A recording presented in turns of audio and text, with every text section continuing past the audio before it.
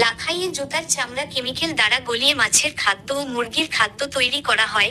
লাখাই থেকে আমাদের প্রতিনিধি শাহ মোহাম্মদ ফরহাদের ভিডিও চিত্র নিয়ে ড্রেস রিপোর্ট। ক্যামেরায় ছিলেন বাবুল মিয়া।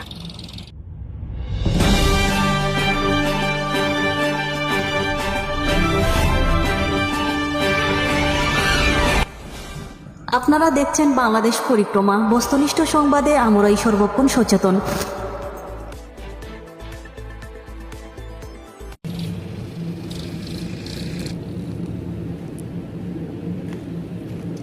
বাংলাদেশ পরিক্রমা মাল্টিমিডিয়ার ক্যামেরায় ধরা পড়ে হবিগঞ্জ জেলা লাখাই উপজেলার মোড়াকড়ি গ্রামে ইটভাটার সংলগ্ন জুতার চামড়া কেমিক্যাল দ্বারা গলিয়ে মাছের খাদ্য ও মুরগির খাদ্য তৈরি করা হয়।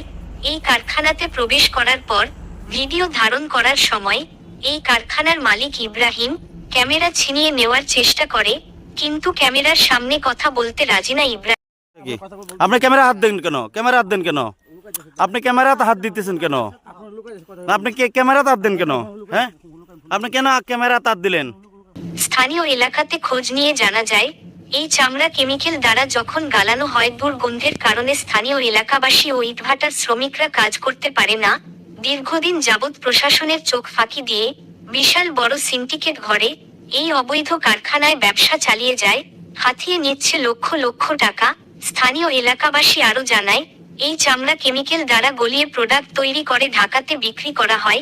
ইব্রাহিম কিছুদিন আগে নাসিরনগর উপজেলায় এই অবৈধ কারখানা ঘরে তোলে। নাসিরনগর উপজেলা প্রশাসন ইব্রাহিমের অবৈধ কারখানা বন্ধ করে ইব্রাহিমের সহকর্মী একজনকে 2 মাসের সশ্রম কারাদণ্ড দেয়।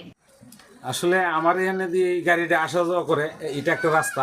আমি অনেক সময় কই যে আপনারা এটা নিয়ে কই যান, ভাই আমরা এখানে যাইতেছি, এখান থেকে আমরা চলে গাড়ি আনতেছি, আনলোড করতেছি, নামাইতেছি, আবার নিয়ে যেতেছি, আপনার তো কোনো সমস্যা নেই। আমি না সমস্যা নাই, অনেক সময় এদিক দিয়ে মেয়ে ছেলেরা আসা যাওয়া করে, আপনারা সেভ করে যাইতে হইব। যদি আমি আপনারা আমার সমস্যা না থাকে, আমি তো আপনারা অনেক দিনই বলছি এই দিক দিয়ে তো এত বড় গাড়ি লিয়ে ওই দিক দিয়ে যাওয়াটা মেঘ বৃষ্টি এলে তো আমার হতেইব। না ভাই আমরা যামুগা, অক্ষণে আইসি অক্ষণে যামুগা। তারা কি কোনো এই এলাকার স্থানীয় লোক? আমি তো সঠিক জানি না। এরপরে ইব্রাহিম মিয়া লাখাই উপজেলা মোড়াকড়িতে এসে এই অবৈধ জুতা চামড়া দিয়ে মাছের খাদ্য ও মুরগির খাদ্যের কারখানা গড়ে তোলে। ইব্রাহিম মিয়ার বাড়ি নাসিরনগর উপজেলায় বলে জানা যায়। স্থানীয় এলাকাবাসী আরো জানায়, আমরা ক্যামেরার সামনে কথা বলতে পারবো না। যদি ক্যামেরার সামনে কথা বলি ইব্রাহিম মিয়া যে কোন সময় আমাদের ক্ষতি করে ফেলবে। বাংলাদেশ পরিক্রমা মাল্টিমিডিয়ার টিম মোবাইল ফোনে কথা বলি লাখাই উপজেলা নির্বাহী কর্মকর্তা অনুপম দাসের সাথে। অনুপম দাস বাংলাদেশ পরিক্রমা মাল্টিমিডিয়ার টিমকে জানায় দ্রুত ব্যবস্থা নিবে।